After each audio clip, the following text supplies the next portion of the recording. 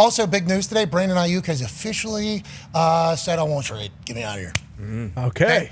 So Mike Garafolo is reporting that All-Pro wide receiver Brandon Aiyuk has officially requested a trade after an offseason of unsuccessful. Why is that happening? It's all right. Those spider bites. That goddamn spider bite. That brown recluse. I would imagine a lot of internet doctors told you what that is. Like, you got any reports? You need some spray? You got greedy spray? You know what Michael Cole told me? What'd he say? Michael Cole said you take 2 weeks off and you think your vocal cords are just going to be the same.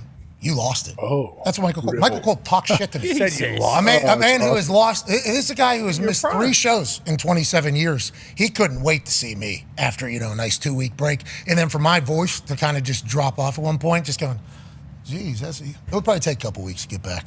Like that type of shit. Yeah. I'm like, you're an asshole, dude. I want to let you know. And I would like to let Brandon Aiyuk know, I apologize that the sound just dropped out of my voice. Well, we're making a pretty big announcement about your life. Okay? Brandon Aiyuk and the Niners have not been willing to engage in negotiation since May.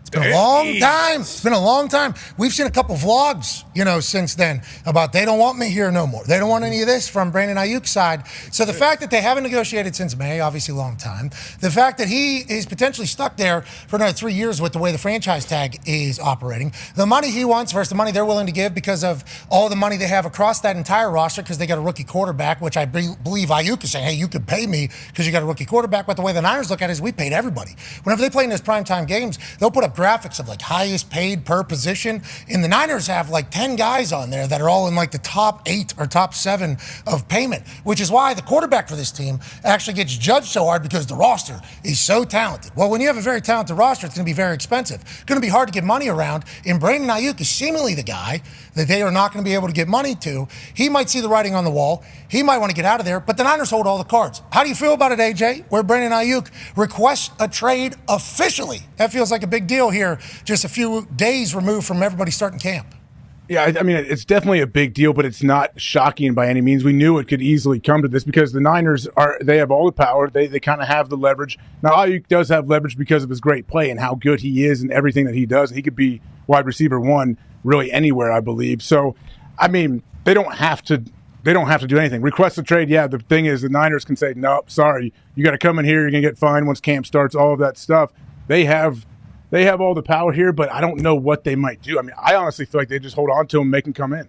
Damn. Yeah, if you officially request a trade, does that mean you're not going to come to camp? Is that Yeah, what I thought does that mean? I mean, they'll say that, yeah. They'll say, okay, prove it that you're going to miss games, I guess, which I hope, and no player wants to do that. What do you think, D-Boy? I mean, you kind of saw it with the behind the scenes with the hard knock stuff. Sometimes this is the best move for the player in that situation. To AJ's point, he is a valuable asset, so somebody will give up some stuff for him. And then for him as a player, you want to handle this before training camp. You know what I mean? Obviously, this is as late as possible. Now you see why he said they don't want me. If you're not negotiating since May, you can say all the shit you want to say, but if we're not talking numbers, we know money talks, especially with wide receivers getting paid. So for him, he wants the team that wants him, wants to get paid, and obviously you want to, get into a building with an OC, start dialing up shit for you, get reps with your quarterback, get used to the city, whatever the family situation is. So I hope it gets worked out. I would love to see Brandon Aiyuk play. I hate, situations drawing into the season. I would like to see him, him play and, be where he wants to be. Yeah, also come to the Colts, dude. Yeah, Well, Yeah. I don't know about AJ, that. don't you think? Like, Well, unfortunately, he doesn't have much power. You're talking to the Niners front office there. When you yeah, say but that. what D-Butt just brought up right there it was a pretty good point, and I keep forgetting about it because Jonathan Taylor literally just did it this past training camp to the Indianapolis Colts, and then Hard Knocks proved it to be true. Like Darius pointed this out, the way he took the conversation that took place, and it's 100% true. It's like, do we want to deal with Saquon Barkley franchise tag situation again? Publicly, all the bullshit. They actually talking about that. Yeah. They're spending time in a meeting saying, do we want to deal with that? Because these are humans at the end of the day. The thing about this particular team is John Lynch and Kyle Shanahan have dealt with shit.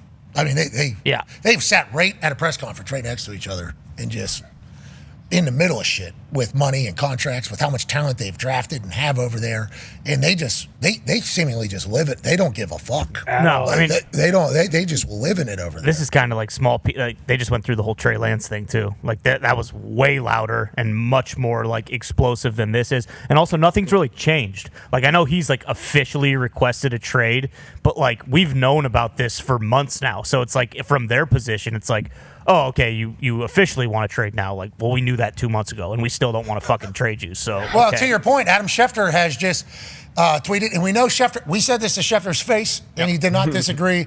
And we have known this about Schefter since before we had a relationship with Schefter, that Schefter had a plug with the Niners because Schefter obviously first with almost, I mean, him and Rappaport basically. Garrett Follow came with this one. But they are the ones, and they have their own teams that are with them, so it's a kind of team effort. We get it. But like the Niners shit, he is the one that is always, right? So he's plugged in. Sources are saying other teams have reached out and spoken to San Francisco, have been told that, 49ers have no intention of trading disgruntled wide receiver Brandon Aiyuk, who officially has requested a trade. 49ers open training camp next week. See you then. That is coming directly from York. Send better offers. That's potentially if you want some, come get some. But it's also potentially the Niners being like, hey, Shefty, just remind them. Yeah. We do not care. Yeah, all right, we'll see. Hey, Jimmy Garoppolo practiced on another field. Yeah. And then at training camp. Yeah. Said the Jimmy Garoppolo era was something. Said that. Yeah. And then had a going away video. Yep. He's training on a different field. He plays for the team as well. Oh, yeah. Somehow. Yep. It's like that's Niners football almost. Debo was pissed at one point.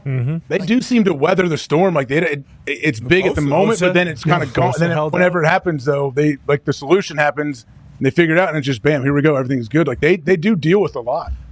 Yeah, I mean, as we're starting to talk about it, a lot of these teams, you hear the Giants go, we're not fucking doing it. John Lynch is like, come on. Yeah. Well, that may be the difference too. Well, it's because part of the obviously you need the players Of why they're good? Yeah, of why like good teams are good teams. Sometimes you know how Belichick handled business in New England. Obviously, you had Brady, but like different people. Green Bay, they do their things differently. Like every Steelers, every organization kind of has their thing. But to your point, all these players are mentioned. Nick Bosa, who was top pass rusher in the league, pretty much his money said so. They weathered the storm all the way into the season, but he didn't have like the Nick Bosa season that you expected. You know what I mean? So sometimes maybe they learn from it, or maybe they do move differently. But I don't see the Niners paying them, north of $28 million at this point. So I mean, Aiyuk. Don't think they can. What's it take to get him? What would a team give up for him? I don't think the Niners are paying him. Like this is a T. Higgins situation. No, exactly. Like they actually just can't.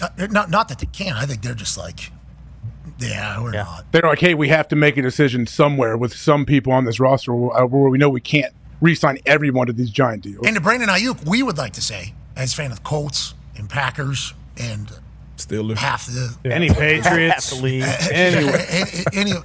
We would love to have Brandon Aiyuk on our team, which is why Brandon Aiyuk feels this way. Yeah. Because he knows that this is the case. He's justified. He should feel. I understand him feeling this way because he also listen to anybody talk. Like he does the dirty work. He's blocking dudes. He's like going across the middle. This dude is like, yeah. He does a lot more than just what shows up on the stat sheet, which the stat sheet's pretty damn good for him as well. If you want to get loud, I guess I'm sorry about Niners fans. I like the Niners. I'm a big fan of the way that team operates. I like the way they do their business. I like how they play football. yes.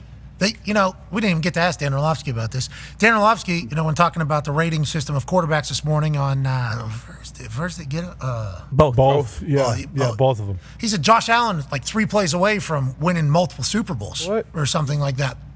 Because of having to run into Mahomes and the way things go, and that was his take to stick up for Josh Allen, and kind of go through this entire thing. And then you think about it, well, if they get through Mahomes and them, they would have had to play this Niners defense. And this Niners team, the way they play, they fly around, they're dogs. They seemingly are able to, with all this bullshit, it's like, this is a part of the problem, though, when your team's very good. Yeah. Mm-hmm. Like, these things are going to happen.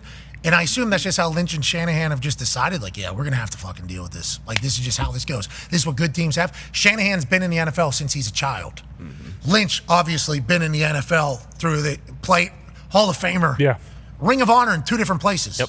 He's in Ring of Honor in 2 different places, John Lynch. So they've just been around the NFL for so long. It's like, hey, this is how good teams have to survive. This is how it is. Do you think that's why they're able to handle it so much and have an understanding of it, I wonder? Yeah. Packers front office. Yeah. Mm-hmm. I mean, they're able to sit in the storm and weather it and continue to have success as well. Yeah, I mean, it helps when you get a guy like Brock Purdy, and it's like, hey, okay, we can kind of deal with all this other bullshit on the margins because we have a guy we're not paying anything, and he's taken us to NFC championships and Super Bowls. So like what if Pearsall, like, I'm sure in their heads they were like prepared because they knew this stuff was coming. It's like, well, what if he can just step in and replace Aiyuk? Then what are we talking about? Why are we going to give this guy $29 million if we just drafted a rookie at the end of the first round? And how about them watching all the success of these rookie wide receivers and being like, we should at least bet on if we can get a young guy, one of them that could become the next Brandon Aiyuk, because that is the wide receiver market. It's either shit ton of money or a rookie trying to get a shit ton of money. Yep. That is the market. It's seemingly at the wide receiver position. Yeah, I never see that. Oh yeah, jeez, what a catch! He's absurd. And I suppose defenders almost knocked each other out. Like someone might offer a first-round pick in terms of like them saying like, okay, do better, but like Devontae Adams didn't get traded for a first-round pick. No, he's going to the Jets. Remember? Well, right, but when the Packers traded him to the Raiders, they didn't get a first, and then like Tyreek Hill went for what, like a third and a sixth or something like that, like strictly because you're paying for the contract. Yeah. Exactly. So and it's the same situation with him. So like, is someone gonna trade 2 first-round picks for Aiyuk and then have to give him a massive deal? Like, no way. Like, they don't have to do anything. They don't. They can just it's like, oh, okay, you're gonna sit out a year, okay. Hey, good luck though. Yep. Yeah. I hope everything gets sorted. New England will pay you.